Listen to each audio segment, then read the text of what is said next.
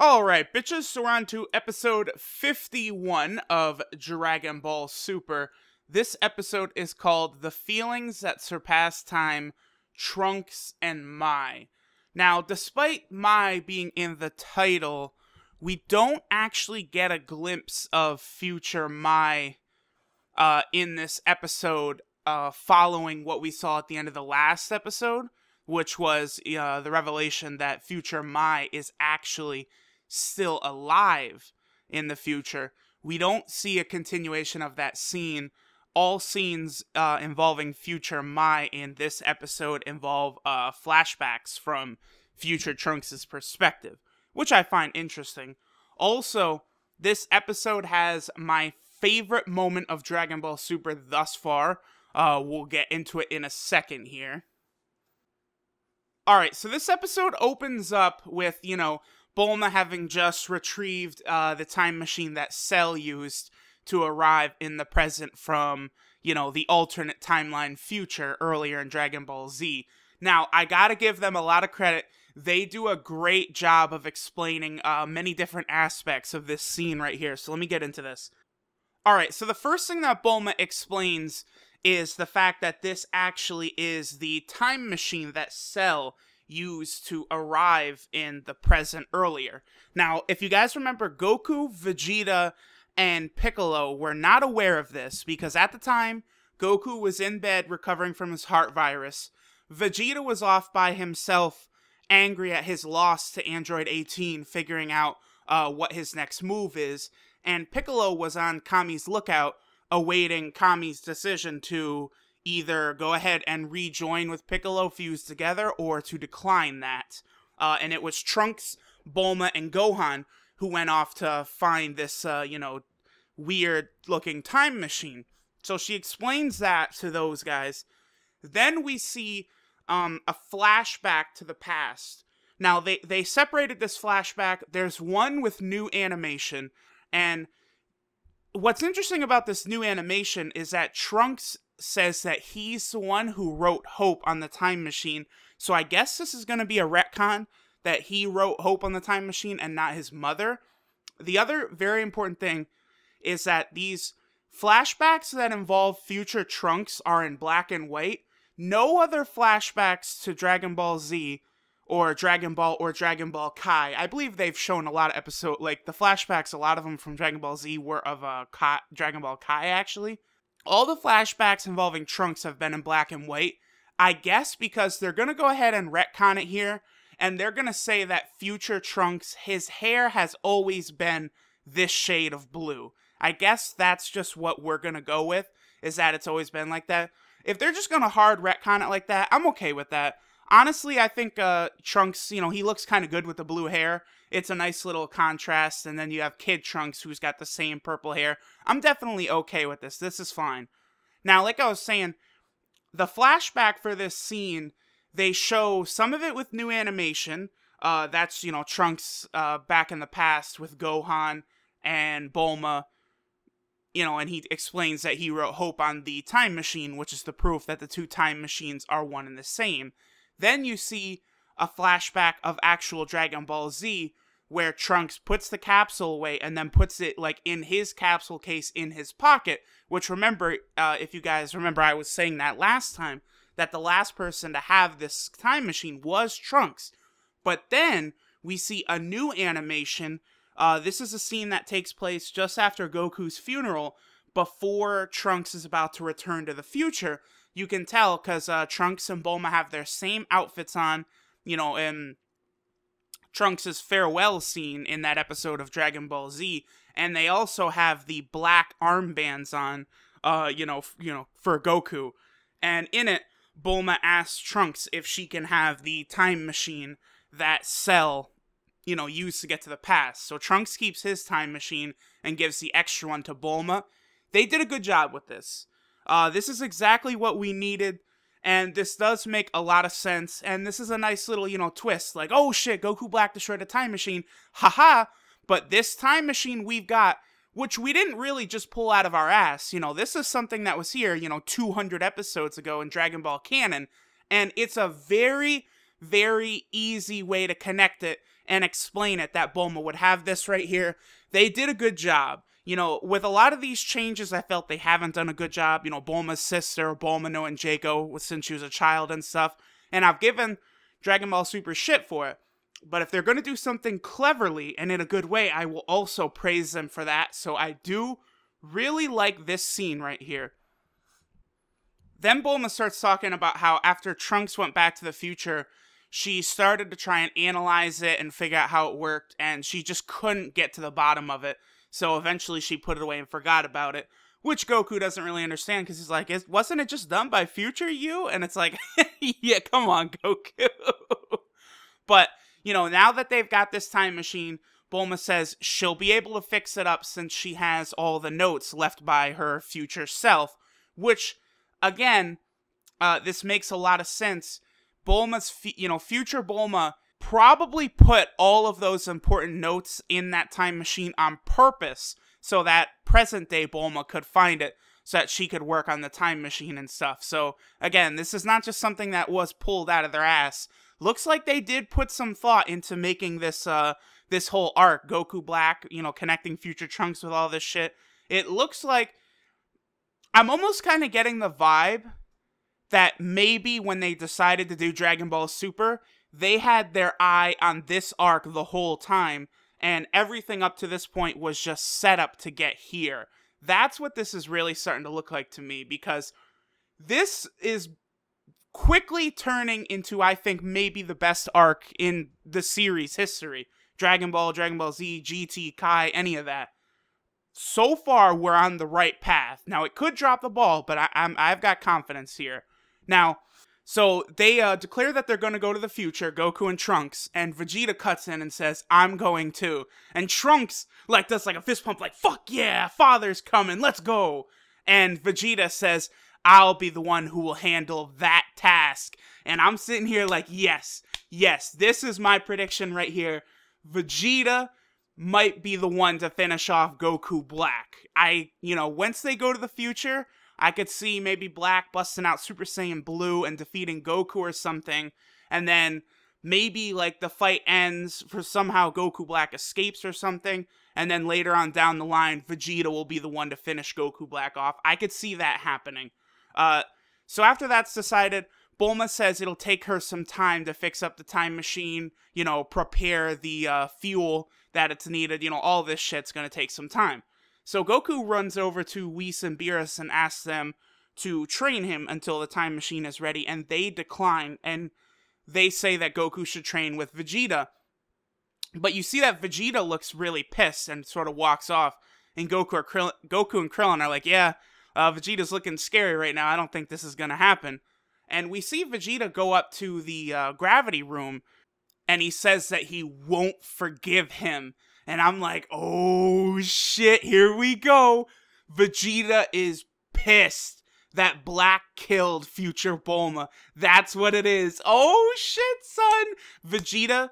Oh, okay, I'm pumped now. We gotta get back to this fight with Goku Black. Oh shit.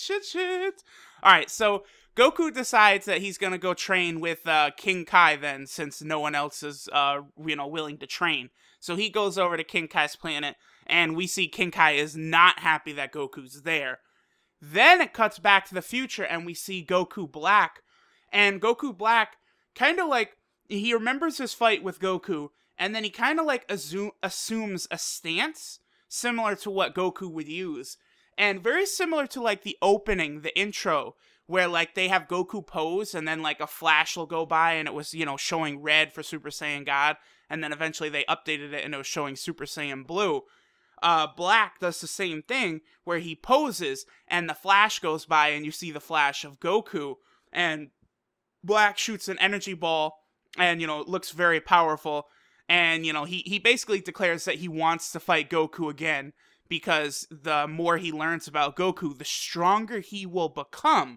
So this is interesting. I'm not gonna lie, I don't really have much of a guess at this point about what's going on with Goku Black. I can't really, I'm not fucking Sherlock Holmes. I can't put the pieces together. I am definitely very curious, though, to see, like, what he is exactly.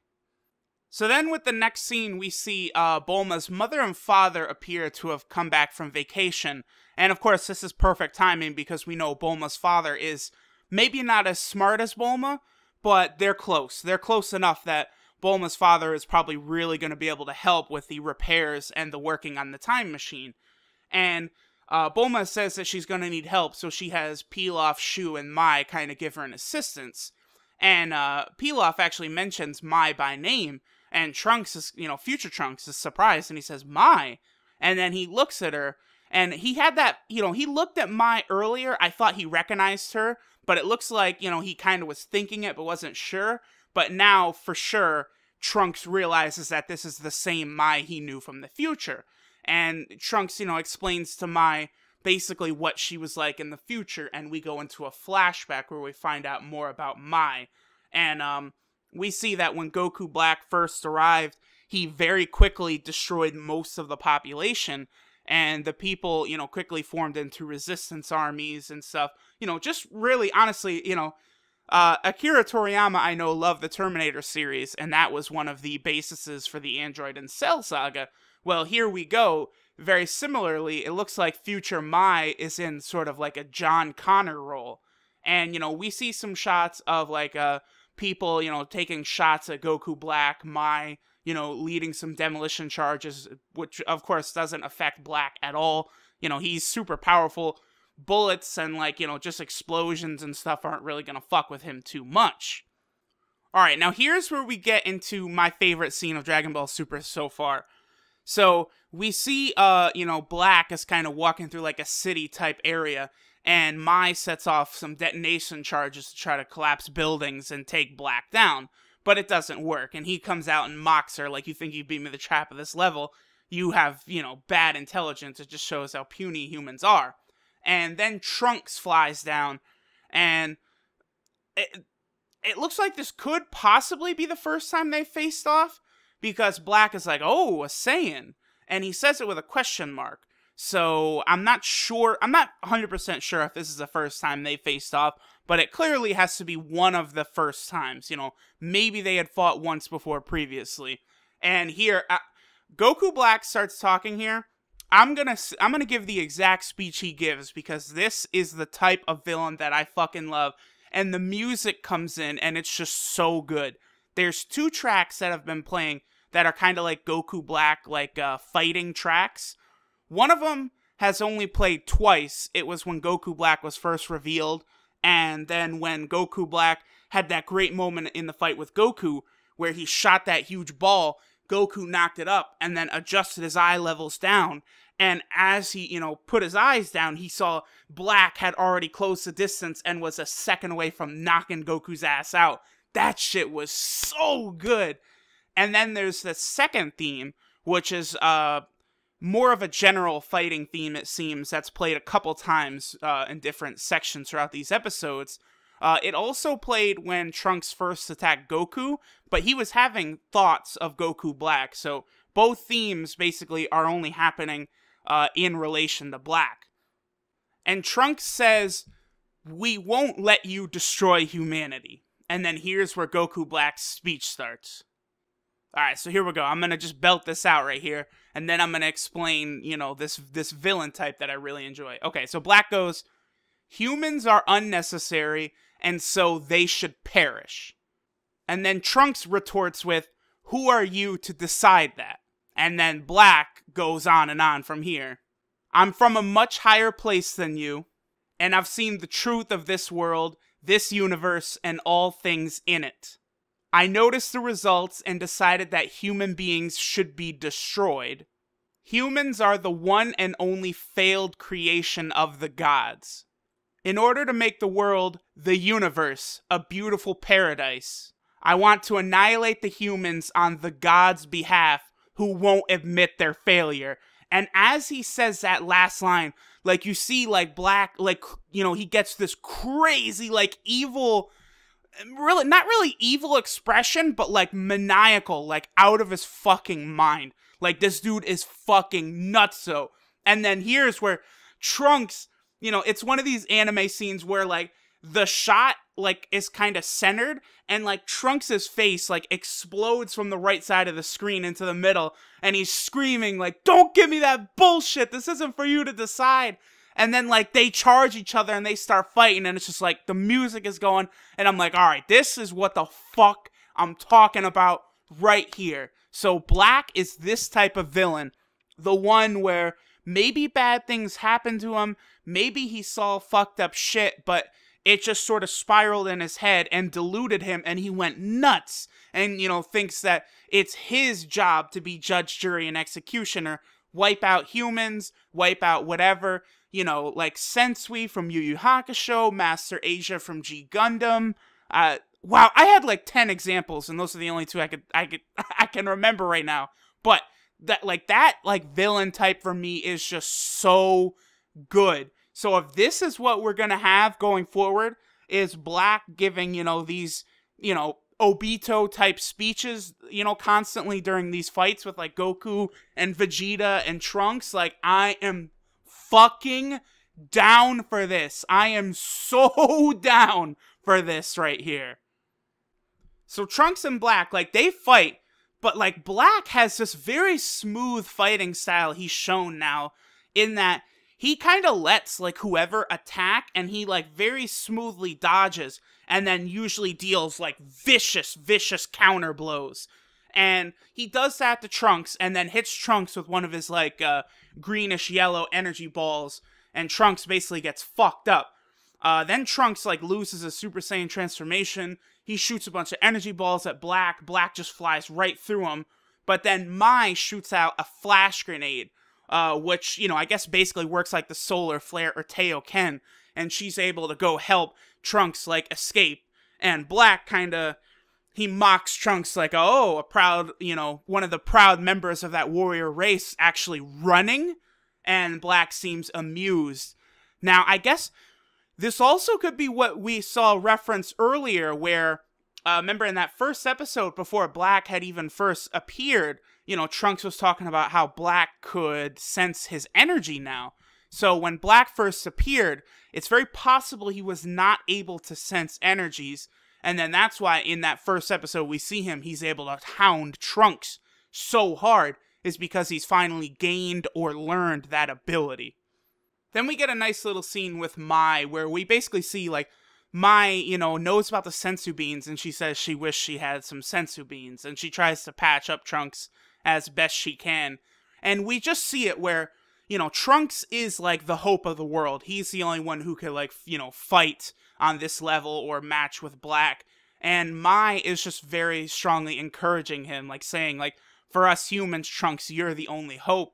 And Trunks seems to be quite down. He says, you know, if only my father or Gohan were here. Because remember, last time Trunks was in the present, he was leaving Super Saiyan 2 Gohan and Vegeta behind, who were, you know, Gohan was especially. So, you know, in Trunks' head, Gohan is still number one.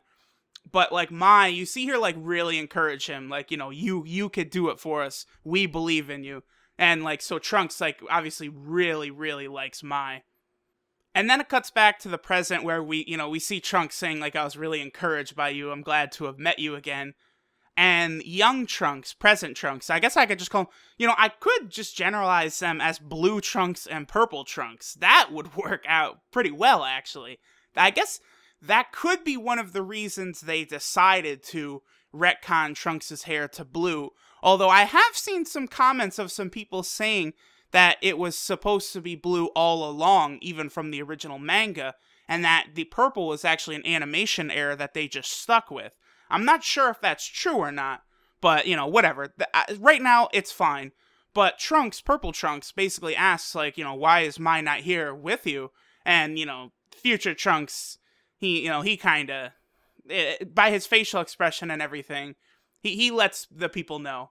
He doesn't actually say Mai was killed, but it's like, yeah, you know, she, in order to ensure my arrival here, she kind of, you know. And Shu and Pilaf are like, what about us? But Trunks says that he never met those two. So that's interesting. I really do hope they address, like, what's going on with Mai, Shu, and Pilaf. Right now, my guess is that they somehow did get the Dragon Balls and accidentally wish that they all would become younger. because there's been a couple references that they are thinking on a much older level, including later on in this episode.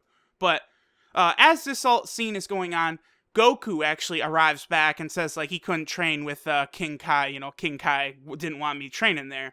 And then we see the scene switch over to inside the room where they're going to start working on the time machine. And Mai kind of, you know, talks about how dreamy future Trunks is. And Bulma says, like, oh, you know, you sound like an older woman now. And it's like, yeah, here we go. Another one of these references. You know, you sound like a grown-up woman. That is implying that, you know, at some point they somehow became younger. And then the last scene is Beerus and Whis. Beerus is wondering what, he's trying to figure out, you know, he says he feels like he's felt Goku Black's energy before, and he's trying to figure out where it was. And Whis, like, appears to confirm that and says, like, oh, you think that as well? And then Whis says, I'll look into it. And Beerus says, yeah, you do that. And that's how the episode ends. So, looks like Whis and Beerus, they might actually know a little bit about Black here. Judging by Black's statements about being from a higher plane of existence, plus the evidence we have that Black at least had contact with a Kaioshin, or Supreme Kai, Goku Black clearly has some sort of connection to the gods of the future. That part is obvious. And the fact that Beerus and Whis have felt his energy before means it's, you know, likely someone that's around in the present right now. So this is interesting. And sure enough, in the preview for the next episode, there's two big things. Looks like Gohan and Trunks are going to spend some time together. And then also, it appears as though already Whis has figured out the identity of the energy of Goku Black, and they say it's someone in Universe 10. So next episode, shit is gonna start really going towards this fight, I guess. Oh, Goku Black, this is good shit. Good shit.